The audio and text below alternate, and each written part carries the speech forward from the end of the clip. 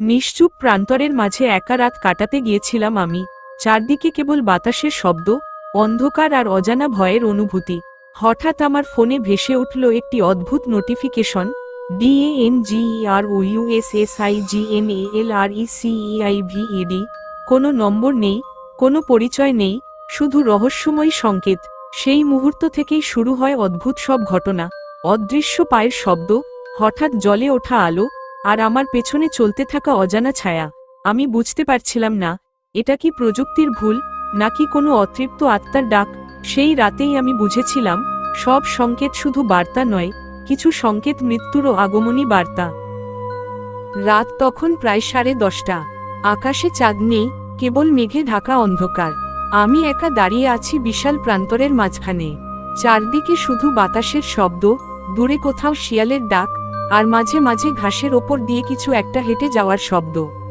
আমি এখানে এসেছিলাম শান্তি খুঁজতে, শহরের কোলাহল থেকে দূরে, একটু নির্জনতা পেতে। কিন্তু আমি তখনও জানতাম না, এই রাতটাই আমার জীবনের সবচেয়ে ভয়ঙ্কর রাত হয়ে উঠবে। হঠাৎ আমার ফোনটা কেঁপে উঠল। স্ক্রিনে কোনো নম্বর নেই, শুধু লেখা DANGEROUSSIGNALRECEIVED। আমি অবাক হয়ে গেলাম, এটা আবার কি, নিজের মনে বললাম। আমি ফোন খুলতেই একটা অদ্ভুত শব্দ শোনা গেল, যেন রেডিও স্ট্যাটিক আওয়াজ। তারপর হঠাৎ একটা ফিসফিসে কণ্ঠ, তুমি একা। আমার শরীর ঠান্ডা হয়ে গেল। আমি দ্রুত চারদিকে তাকালাম, কিন্তু কেউ নেই, শুধু অন্ধকার। আবার ফোনে শব্দ এল, পেছনে তাকিও না। আমি থমকে গেলাম, আমার বুকের ভেতর হৃদস্পন্দন দ্রুত হয়ে উঠল। মনে হচ্ছিল কেউ আমার ঠিক পেছনে দাঁড়িয়ে আছে। কিন্তু আমি সাহস করে পেছনে তাকালাম, কেউ নেই। কিন্তু তখনই একটা ঠান্ডা বাতাস আমার ঘাড়ে এসে লাগলো। আমি দ্রুত ফোনটা বন্ধ করতে গেলাম, কিন্তু ফোনটা নিজে থেকেই আবার চালু হয়ে গেল। এবার স্ক্রিনে একটা ম্যাপ দেখা গেল, একটা লাল বিন্দু ক্রমশ আমার দিকে এগিয়ে আসছে। আমি বুঝতে পারছিলাম না কি হচ্ছে। ঠিক তখনই দূরে কোথাও একটা আলো জ্বলে উঠল। আমি তাকিয়ে দেখলাম, প্রান্তরের মাঝখানে একটা পুরনো ভাঙা কুঁড়ে ঘর। আমি নিশ্চিত ছিলাম আগে এটা দেখিনি। ফোনে আবার শব্দ এল, ওখানে যেও না। আমি দ্বিধায় পড়ে গেলাম, কিন্তু বাতাসের শব্দ বাড়ছিল, চারদিকে অদ্ভুত চাপা অন্ধকার। আমি ভাবলাম কুঁড়েঘরে গেলে হয়তো আশ্রয় পাব। আমি ধীরে ধীরে হাঁটতে শুরু করলাম। হাঁটার সময় আমার মনে হচ্ছিল কেউ যেন আমার পিছনে হাঁটছে। আমি থামলাম, পিছনে তাকালাম, কেউ নেই। আবার হাঁটা শুরু করলাম, এবার স্পষ্ট পায়ের শব্দ। আমি দৌড়াতে শুরু করলাম। হঠাৎ ফোন আবার কেঁপে উঠল, ওটা তোমার পিছনে। আমি থেমে গেলাম, পিছনে তাকাতেই আমার গা শিউরে উঠল। দূরে একটা ছায়া দাঁড়িয়ে আছে, লম্বা, অস্বাভাবিক লম্বা, তার মাথা একটু কাত হয়ে আছে। আমি তাকিয়ে থাকতে থাকতেই ছায়াটা নড়ল, ধীরে ধীরে আমার দিকে এগোতে শুরু করল। আমি ভয়ে কুঁড়েঘরের দিকে দৌড় দিলাম। কুঁড়েঘরের দরজা ঠেলে ভেতরে ঢুকে পড়লাম। ভেতরে অন্ধকার। আমি ফোনের আলো জ্বালালাম। ঘরের ভেতরে ধুলো জমে আছে, দেয়ালে পুরনো দাগ, আর মেঝেতে কিছু আছড়ের চিহ্ন। হঠাৎ দরজা বন্ধ হয়ে গেল। আমি চমকে উঠলাম, দরজা খুলতে গেলাম, কিন্তু দরজা খুলছে না। ফোনে আবার সেই ফিসফিসে কণ্ঠ, এখন তুমি নিরাপদ না। আমি ভয়ে কাঁপতে লাগলাম। হঠাৎ ঘরের কোণ থেকে একটা শব্দ এল, খসখস। আমি আলো ফেললাম, কিছু নেই। আবার শব্দ, এবার দেয়ালের ওপর ছায়া নড়ছে, কিন্তু ঘরে তো আমি একাই। আমি পেছনে সরতে লাগলাম। হঠাৎ আমার ফোনের স্ক্রিনে আবার সেই লাল বিন্দু। এবার সেটা ঠিক আমার অবস্থানে এসে থেমে গেছে। ফোনে লেখা উঠল, TARGETFOUND। আমার শরীর ঠান্ডা হয়ে গেল। হঠাৎ ঘরের পেছনের দেয়াল থেকে একটা হাত বেরিয়ে এল। আমি চিৎকার করে উঠলাম, তারপর আরেকটা হাত, তারপর ধীরে ধীরে দেয়াল ভেদ করে একটা ছায়ামূর্তি বেরিয়ে এল। তার চোখ দুটো লাল, মুখে অদ্ভুত বিকৃত হাসি। সে ধীরে ধীরে আমার দিকে এগিয়ে আসছে। আমি পেছনে সরে গেলাম, কিন্তু পেছনে দেয়াল। আমি আটকে গেলাম। ফোনে আবার সেই কণ্ঠ, তুমি এখানে আসার কথা ছিল। আমি কাঁপতে কাঁপতে বললাম, কে তুমি? সে হেসে উঠল, তুমি যে সিগন্যাল পেয়েছিলে, সেটা আমি পাঠিয়েছিলাম। আমি অবাক হয়ে গেলাম। কেন? সে বলল, কারণ আমি একা, অনেক দিন ধরে। তার কণ্ঠে অদ্ভুত ঠান্ডা শীতলতা। সে আমার দিকে হাত বাড়াল। আমি চোখ বন্ধ করে ফেললাম।